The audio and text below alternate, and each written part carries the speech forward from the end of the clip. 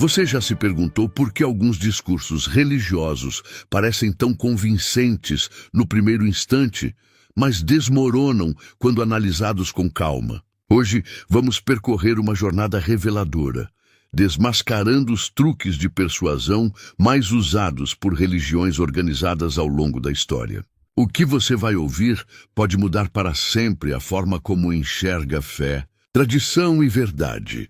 A proposta aqui não é atacar a espiritualidade de ninguém, mas revelar como determinados argumentos foram moldados para manipular a mente humana. Se você já sentiu que algo não batia em certos raciocínios usados por líderes religiosos, este vídeo vai abrir portas para reflexões profundas que talvez nunca lhe tenham sido oferecidas.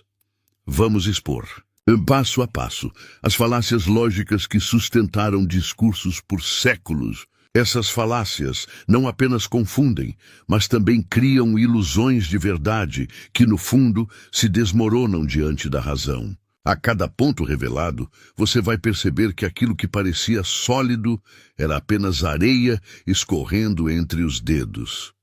E por que isso importa? Porque quando reconhecemos essas distorções, nos tornamos mais livres. Livres para questionar, para escolher com consciência e para não aceitar respostas prontas apenas porque são ditas com convicção. Prepare-se, porque o que vem a seguir vai desafiar não só a sua visão sobre religião, mas também sobre como somos conduzidos a acreditar em qualquer ideia que nos é apresentada de forma repetitiva e emocional.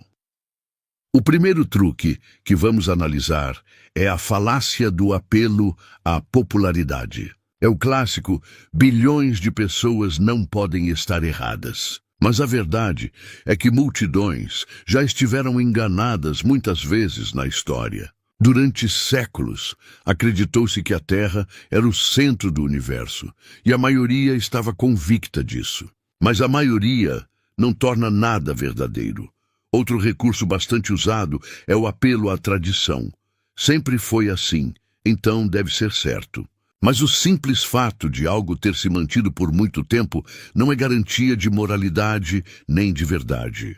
Escravidão também foi tradição. Certas práticas médicas cruéis também foram. Persistir no erro apenas porque ele é antigo é condenar o presente a carregar os vícios do passado.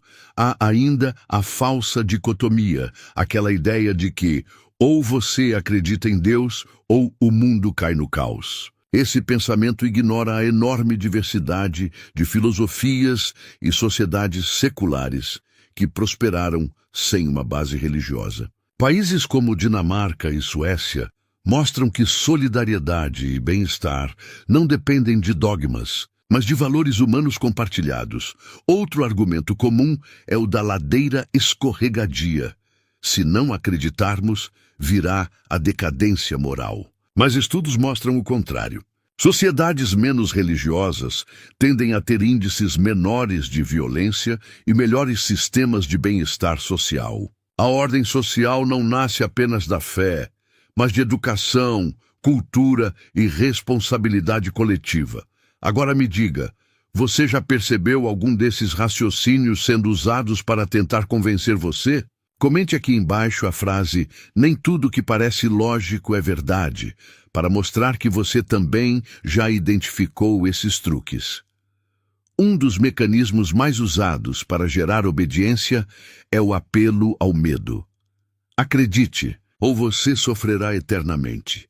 Essa frase, repetida em diferentes versões, é uma das mais poderosas armas psicológicas já criadas. O medo de punição paralisa o pensamento crítico e empurra milhões a seguir um caminho não por escolha, mas por pavor. Imagine uma amizade em que alguém só permanece ao seu lado porque teme ser castigado caso vá embora. Esse vínculo não seria verdadeiro, certo? O mesmo acontece quando a fé é construída mais sobre a ameaça do inferno do que sobre a busca genuína por sentido. Religiões muitas vezes exploraram essa fragilidade, alimentando a obediência pelo terror. Outro recurso recorrente é o raciocínio circular. É quando se diz: o livro sagrado é verdadeiro, porque está escrito no próprio livro que ele é verdadeiro. Esse tipo de lógica não prova nada, apenas gira em círculos. Para qualquer afirmação ser sólida, precisa de verificação externa e não apenas da repetição de sua própria premissa. Também aparece com força o apelo à ignorância. Você não pode provar que Deus não existe, então ele existe. Essa inversão de responsabilidade retira o ônus da prova de quem faz a alegação.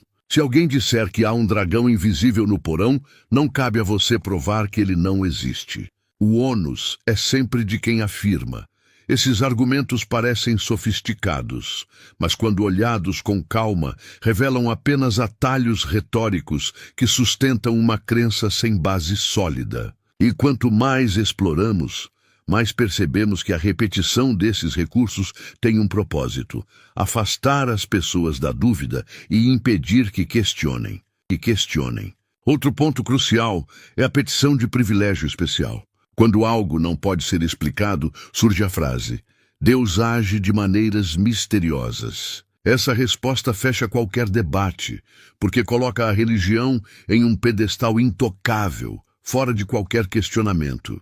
Mas imagine se a ciência aceitasse essa justificativa. Nenhum avanço teria sido possível. Há também o apelo à autoridade. A lógica é simples. Se um teólogo famoso disse, então deve ser verdade. Mas até os maiores especialistas já erraram. Galileu foi condenado porque ousou contrariar autoridades religiosas. Isso prova que títulos e status não substituem a necessidade de provas. Um truque ainda mais sorrateiro é a seleção seletiva de evidências. Um exemplo recorrente é apontar uma profecia cumprida enquanto se ignora dezenas que falharam. Essa colagem parcial cria a ilusão de precisão, mas distorce a realidade. A ciência, ao contrário, exige que todos os dados sejam considerados, não apenas os que confirmam uma crença prévia. E quando os argumentos falham, sobra o ataque pessoal. Em vez de responder à crítica, ataca-se o crítico. Ateus são arrogantes e imorais. Esse tipo de ataque não responde à questão central, apenas tenta desmoralizar quem ousa discordar. É um recurso frágil, mas usado exaustivamente para calar vozes. Você já percebeu como esses mecanismos se repetem quase como um padrão treinado ao longo de séculos? E se existirem ainda mais truques escondidos que moldaram nossa forma de pensar sem que percebêssemos? Nos próximos blocos, você vai descobrir recursos ainda mais sofisticados que, mesmo disfarçados de lógica, foram criados para convencer sem explicar. Entre os argumentos mais sedutores está a falácia do tiroteio texano. Ela acontece quando se diz: olhe como o universo é perfeitamente ajustado para a vida, só pode ter sido planejado. Mas essa visão ignora o óbvio. A maior parte do cosmos é hostil à existência humana. O que chamamos de ajuste é muitas vezes apenas adaptação ou coincidência. Esse truque funciona porque seleciona só os pontos convenientes, pintando um alvo em volta de onde a bala caiu e fingindo que foi um tiro perfeito. É uma narrativa que conforta, mas não resiste ao exame cuidadoso. O universo, com suas vastidões mortais e forças destrutivas, não se parece em nada com um projeto delicadamente moldado para a nossa vida. Outro recurso muito usado é a equivocação. É quando se mistura ciência com religião para confundir conceitos. Por exemplo, a ciência não explica tudo, logo a religião preenche o restante. Mas ciência e religião jogam em campos diferentes. Uma busca evidências naturais, a outra se sustenta em premissas sobrenaturais. Confundir as duas é como comparar números com sentimentos. A causa falsa também se encaixa nesse conjunto. Rezei, consegui o emprego, logo foi por causa da oração. Mas correlação não significa causalidade. Quantas pessoas rezam e não obtêm o que pedem? Esses casos raramente são lembrados. O cérebro humano adora encontrar padrões, mas isso não significa que eles existam de verdade. Essas falácias são persuasivas porque exploram a necessidade humana de encontrar sentido. Mas será que sentido é o mesmo que verdade? Esse é o ponto que muitos evitam encarar, porque desmascarar essa confusão pode ser o primeiro passo para escapar de séculos de manipulação. Talvez a mais recorrente de todas seja a chamada falácia do Deus das lacunas. Sempre que não havia explicação para algo, a resposta era automática. Foi Deus. Relâmpagos, terremotos, doenças, tudo era atribuído ao divino. Mas com o tempo, a ciência foi mostrando que cada mistério tinha uma causa natural, sem necessidade de recorrer ao sobrenatural. Esse raciocínio, no entanto, ainda resiste. Quando não se sabe algo, muitos recorrem a esse atalho. Se não temos resposta, então é obra divina. Mas a ignorância nunca foi prova. Ela deveria ser um convite para investigar mais, não um ponto final. A história da humanidade prova que os maiores avanços nasceram justamente da recusa em aceitar a ignorância como explicação. E quando percebemos o padrão, tudo começa a se encaixar. Cada falácia analisada até aqui tem o mesmo objetivo: parar a dúvida, fechar a porta da reflexão e entregar uma resposta pronta. É confortável, mas perigoso, porque quando aceitamos atalhos, perdemos a chance de crescer intelectualmente. Pense, quantas descobertas teriam sido adiadas se sempre tivéssemos aceitado o mistério divino como resposta? Talvez ainda acreditássemos que o sol gira ao nosso redor, ou que doenças são castigos enviados por forças invisíveis. O preço do comodismo é alto demais para ser pago com a verdade. Mas há ainda algo mais profundo. Por que essas falácias persistem até hoje, mesmo em um mundo que já tem acesso a tanto conhecimento? O que faz com que milhões ainda se agarrem a esses recursos frágeis como se fossem rochas sólidas? A resposta para isso é mais inquietante do que parece, e é o que vamos explorar nos próximos blocos. Agora que já percorremos as falácias mais comuns, é importante refletir sobre o impacto que elas tiveram ao longo dos séculos. Elas não foram apenas truques de lógica, moldaram sociedades inteiras, sustentaram instituições e influenciaram leis que ainda regem o presente. Quando a razão é distorcida, a consequência não é só individual, mas coletiva. As falácias foram usadas para justificar guerras em nome da fé, silenciar questionadores e consolidar poderes que se mantiveram intocáveis por gerações. A crença, quando manipulada, torna-se combustível para a obediência cega.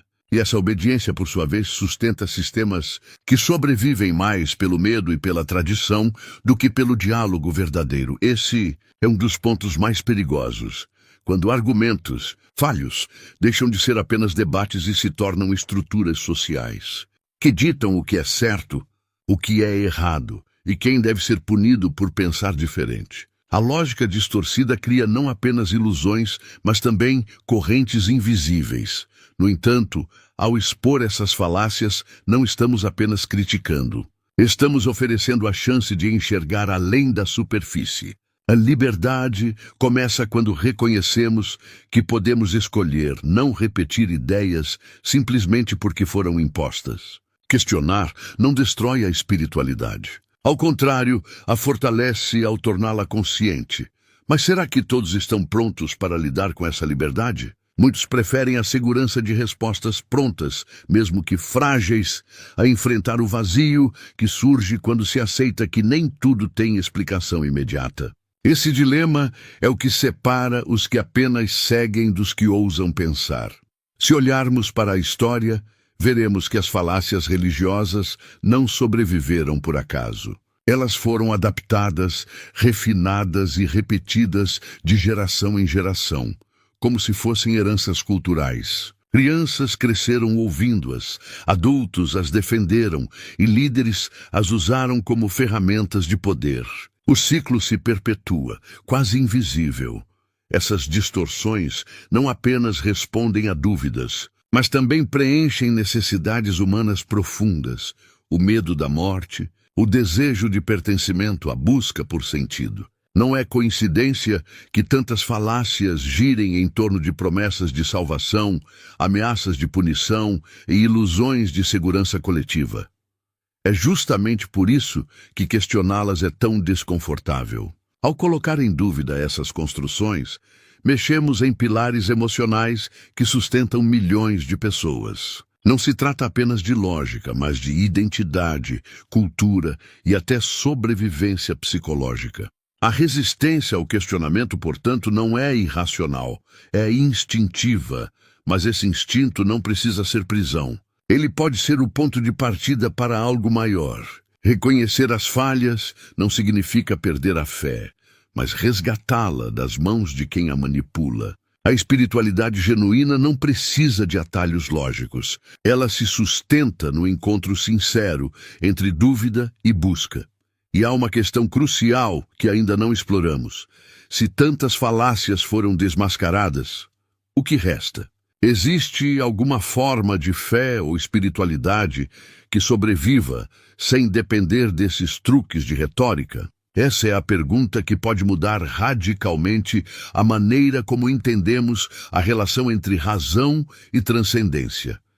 Chegando mais perto do fim dessa jornada, percebemos que as falácias não são apenas técnicas isoladas. Elas formam um verdadeiro arsenal de convencimento. Juntas, criam uma teia tão densa que muitas vezes é difícil escapar. Quando não é o medo, é a tradição. Quando não é a popularidade, é a autoridade. Sempre há uma carta na manga para sustentar a narrativa. Isso revela um ponto essencial. A questão nunca foi apenas provar a verdade, mas manter as pessoas dentro de um sistema. Um sistema que sobrevive menos pelo diálogo aberto e mais pela repetição estratégica de argumentos frágeis, apresentados como se fossem inquestionáveis. No entanto, a boa notícia é que enxergar esses padrões já é um ato de libertação.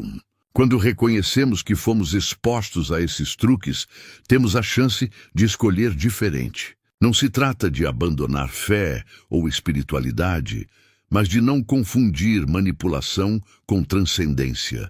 É nesse ponto que cada um precisa se perguntar: em quantas dessas falácias eu já acreditei sem perceber? Essa reflexão é desconfortável, mas também libertadora. Porque admitir que fomos enganados é o primeiro passo para não sermos enganados novamente. E isso nos leva a um terreno ainda mais provocador.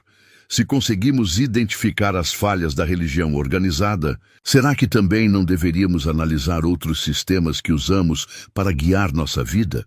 A política, a mídia, até mesmo a ciência mal interpretada. O campo de manipulação pode ser muito maior do que imaginamos. Olhando para trás, percebemos que o fio condutor dessas falácias não é a busca pela verdade, mas pelo controle. Controlar o que acreditamos, o que tememos e até como vivemos. Essa é a verdadeira força dessas estratégias. Elas não apenas convencem, mas moldam comportamentos e determinam destinos. Mas toda manipulação tem um ponto fraco. E aqui, esse ponto está na consciência. Quando você aprende a identificar uma falácia, ela perde poder sobre você. Deixa de ser um truque invisível e se torna um erro exposto. E erros expostos não se sustentam por muito tempo. A mensagem final não é para que você abandone sua fé, mas para que você a reconstrua com base no questionamento. A fé que resiste ao crivo da razão não precisa de truques, porque se sustenta em convicções mais profundas que qualquer argumento forçado. Talvez a maior lição seja esta: questionar não é destruir, é fortalecer.